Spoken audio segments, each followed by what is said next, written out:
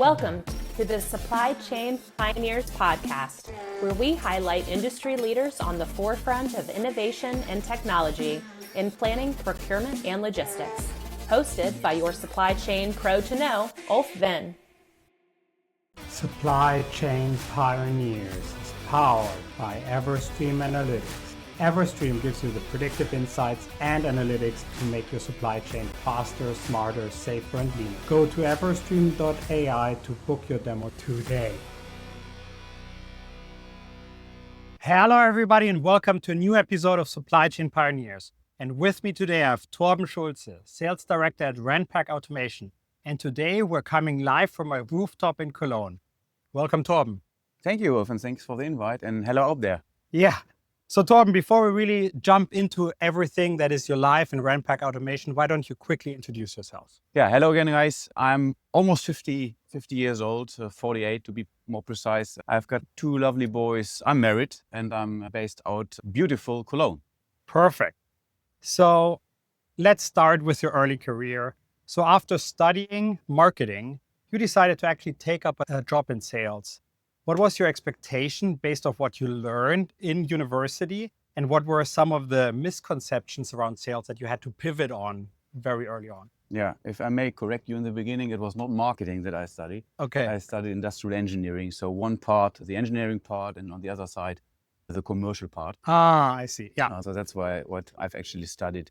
Yeah, I actually choose to go for a sales job because I think my grades were not good enough to be a 100% engineer. No, just kidding. I'm a people-driven guy. I like to talk to people, like to meet people, and so you can do that all in sales. And that's why I have chosen, I decided to go for this sales job, sales profession and sales career, because there where you can actually combine the people management plus the engineering skills that I have gathered during my studies. Good. Perfect. And then for most of your career, if we look at your long career, you have worked in the field of quality management and especially focused on production quality. If you would say, out of this history that you have, the top three things that are important when managing production quality, which is a big topic in the industry. Yeah, I spent 11 years in automotive, and as you are saying, in the quality management and quality assurance area. Good question. So what were my takeaways from that? I think to actually create quality and to manage quality or being able to manage quality, it must be a top-down principle. So you cannot create quality in a company if you're doing it from bottom up, but the other way around, from top down. Second thing I would say, it's the quality process itself. It must be an implemented and accepted process in the company, in all the departments. And it must be a closed process. What does it mean, a closed process? If I have a quality issue and I bring it to a department, there must be some feedback that will be reflected in the related and impacted other departments. So it must be really a closed and implemented process in the company. Last but not least, at least to my point of view, everybody can manage and is responsible for quality in the company. Even the reception person can manage quality. So quality for me is a tool or must-have tool in all companies. I saw that live at one point because we were in a warehouse and one of us wanted to go in earlier for whatever reason. And the receptionist said, no, we're in the middle of operating and doing the outbound. Nobody's being to be disturbed and you cannot go in under whatever circumstances. So it's really, the receptionist is the first part of gatewaying the quality. Yeah, I've seen that live actually. I was very impressed actually by that person because he was very tenacious about it. They were super quality driven. Okay, so now 7 years ago, you made a very bold and new move into the area of supply chain management with a special focus on intralogistics. What were some of the things coming from the big automotive and quality world that you thought about when you imagined warehousing, supply chain management, intralogistics? And what were surprises and where did you think this is something that I really want to deep dive in? Yeah. First, I would like to say it's not really fair to compare the automotive industry and the quality management that is built up for years within that industry with the supply chain management or especially the intralogistic environment where I'm working in. So it's not really fair because this industry is quite a young industry. But I was definitely surprised seeing huge companies, and if I say huge, it's above €1 billion, that they have done here, not having a complete process structure in the company and just one or two guys managing the quality within the company. And they have been around 3,000 people already. So that was astonishing for me to see. I went over from the automotive supplier, which has been an established supplier in that industry, into a so-called startup company.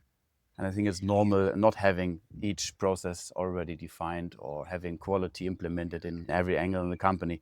But I was mainly surprised about the big companies not having that installed Yeah. in place. Yeah. And a lot of big companies still think Excel is a very good tool to manage your warehouse with. So it's actually surprising. Exactly. Yeah. But now looking at combining what you have done before and what you're doing now, what were some of the transferable skills you took over from selling quality into supply chain management? Yeah. As I said, I went from this established automotive supplier into a startup. And if you're moving into a startup, I think all your skills are needed, right? Even cleaning the reception. Not just kidding, but I think all my skills were needed. At a certain point, I managed customer claims. I tried to implement processes based on those claims. But I think the biggest take and the biggest win, I think, for the startup company where I moved in is that I created a robust sales process. Sales is sales, but at a certain point, you've got to build up a sales process and make it robust. And I think that's what I have achieved with my skills coming from quality management. Oh, that's very good. Now let's talk about Ranpak Automation, where you're working right now, because you guys, and I've seen it, and I think you really have a very cool product. Can you please explain that to us a little bit? Yeah, before I jump into the product, let me quickly Yeah. describe Ranpak a little bit better. So Ranpak mainly has two divisions. The first division is actually what we call PPS, Protective Paper Solutions.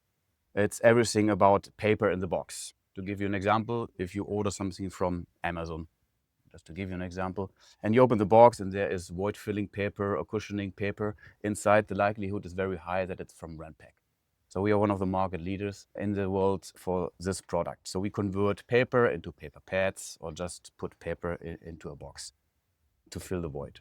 So the second division, and that's where I'm working for, is the automation division, and where we have started more or less 7 years ago.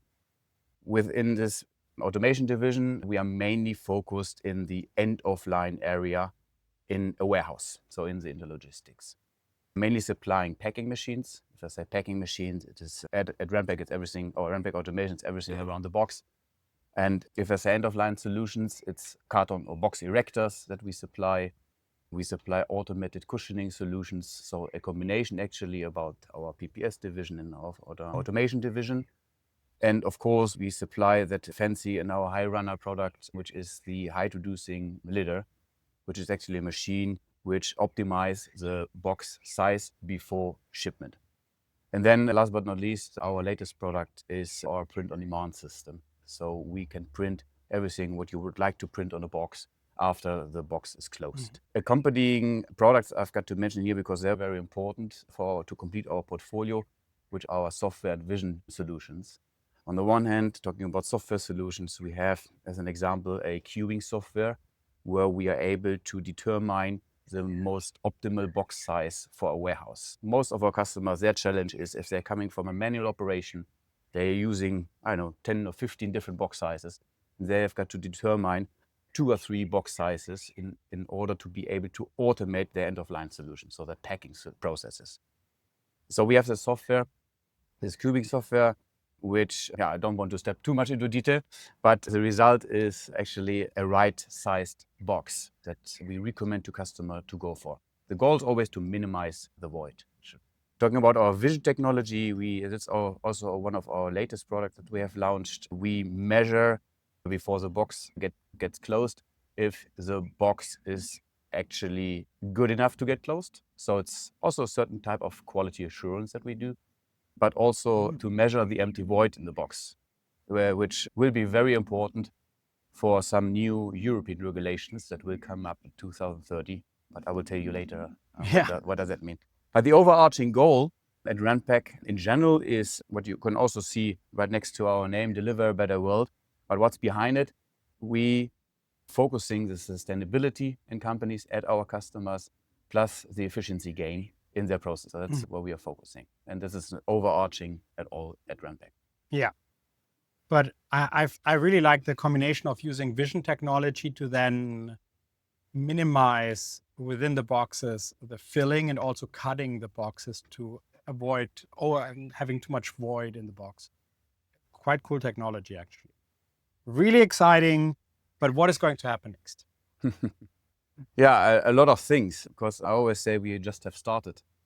While this business, I said in the beginning, is a quite young industry. And this industry, in the beginning, we're looking into nice picking solutions, everything around how to bring the product out of the warehouse, out of the storage into the box as fast as you can, via shuttle systems, via auto store systems, so those kind of technologies. So everybody was looking into how to be efficient in that.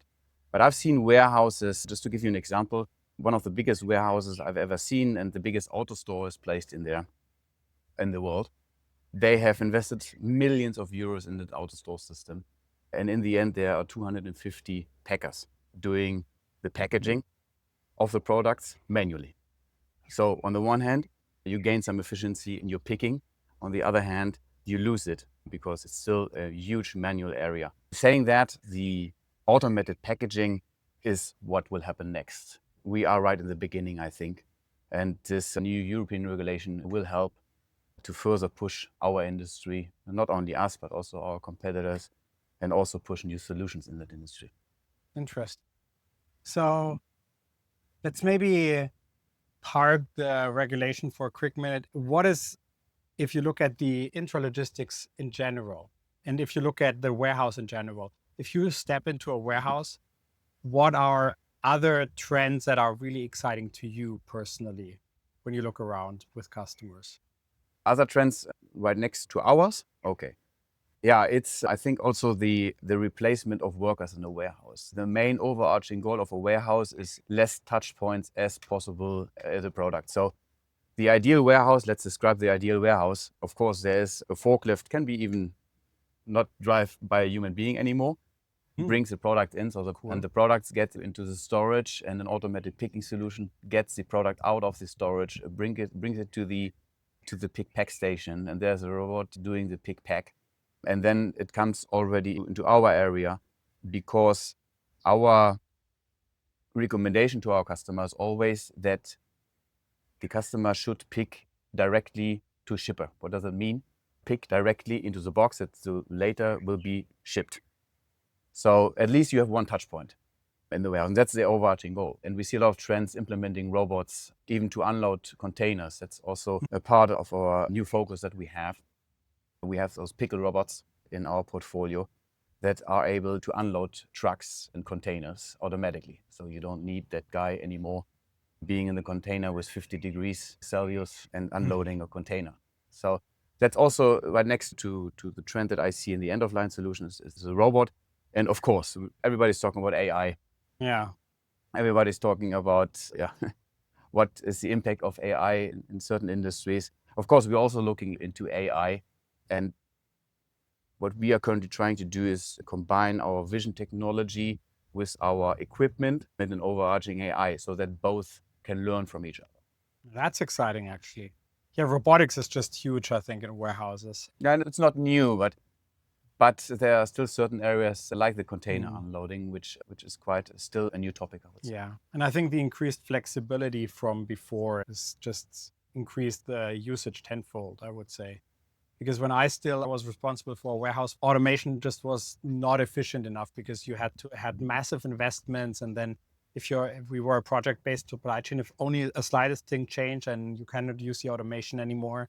So in the end, it was always better to have like people do it, but that was 10 years ago. And now I'm pretty sure the situation would be wildly different from an investment perspective. Yes and no. I've mentioned those European regulations. So there is a need for a lot of companies to move away from the manual packaging, right? But you're right. Is it really efficient to go away from that? I definitely see the need for mid-sized companies. I'm not talking about companies like Amazon, so the big ones, right?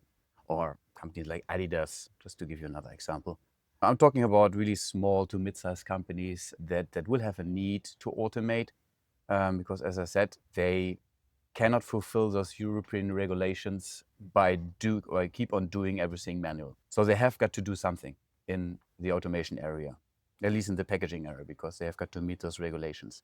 But is it really efficient? So that's a part you've asked me about what's next. It's also one of our key pillars. So we are looking into the need of the market.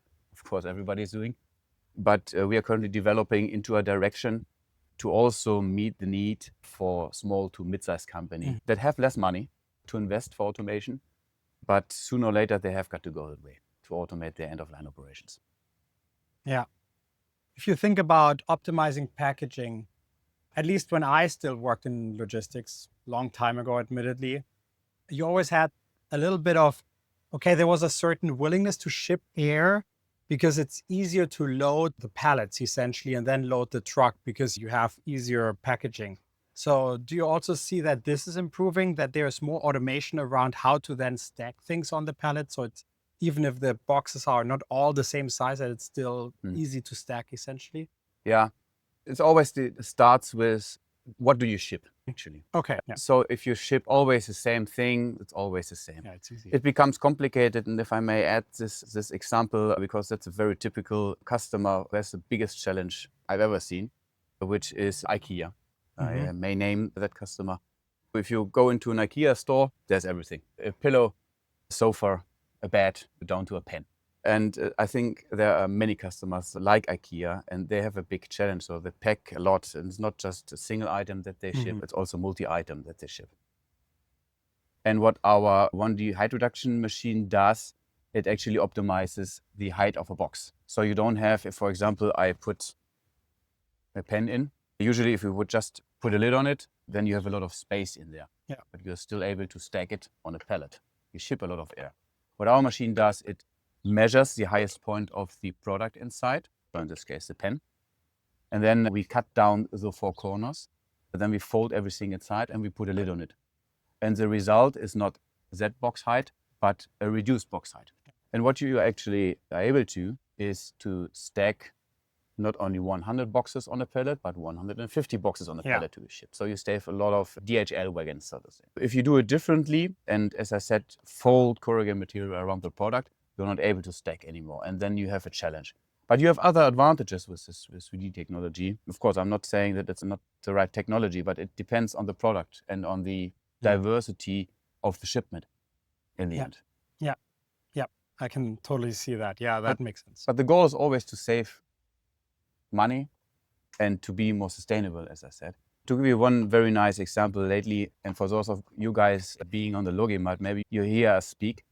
Logimat this year, in 2025, a company that was not really aware about how much air they have saved. We gave them an analysis about the height reduction that we did. So they shipped around 500,000 boxes per year with a box height of 300 millimeters. And they cut, in average, the half of the box down.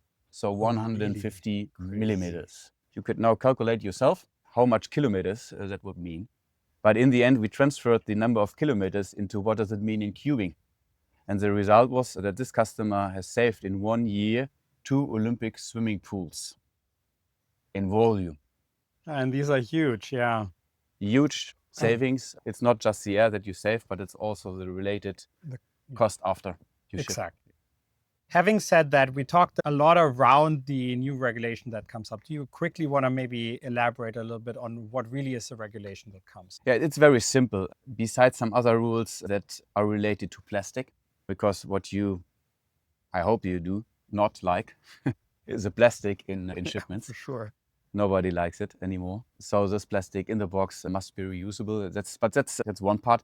The part that is related to our business is mainly the one where the European Parliament decided to limit the empty void in a box. So the maximum void that you can have in a box from 2030 on will be 50%.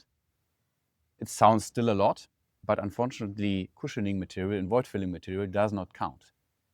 So coming back to my pen here in the box, this would not be allowed anymore. Even if you reduce down to the content height, there is still some gap right next to the pen that you've got to consider. So this is really a challenge. And I must admit that the technology that is currently existing that there's still a lot of improvement to gain, because the actual equipment that reduces the void in the box down to 50%, maybe it's only fits to 50% of the customers want to automate. So there's a big challenge coming up, latest in 2030.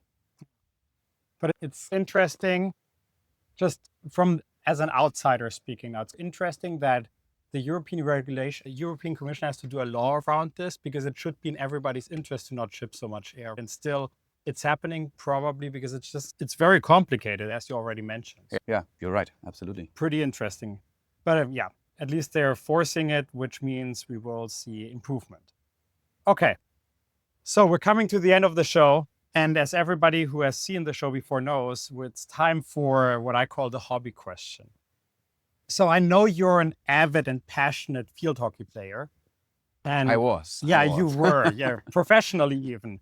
So if you think about field hockey and you think about supply chain management, what are some of the commonalities you would see? Yeah, I think both is exciting to start with. Good. But of course, it's challenging. It's challenging because both, if I compare the sport, my hobby, with the industry, we are driving a very high speed. But Ulf, as I said, it's a young company, a young industry, and this industry has a lot of speed. When I entered 7 years ago, to give you an example, and one of my main customers at that time, they were running around 500 million euros per year with around 1,500 employees. 7 years later, they are running 5 billion, and there are 5,000 employees big. So that's what I meant with driving a certain speed.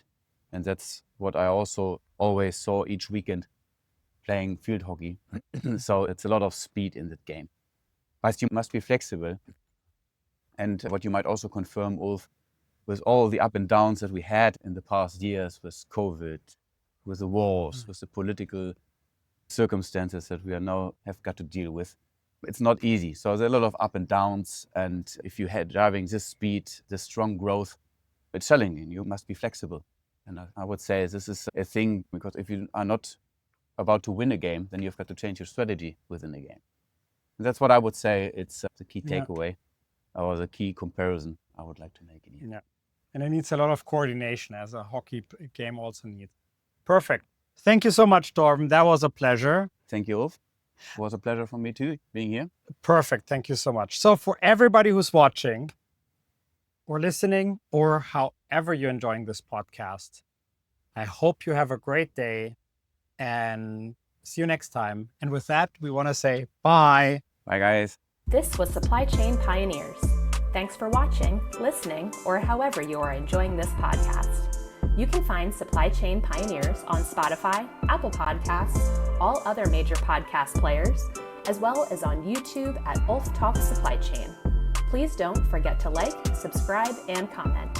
See you next time.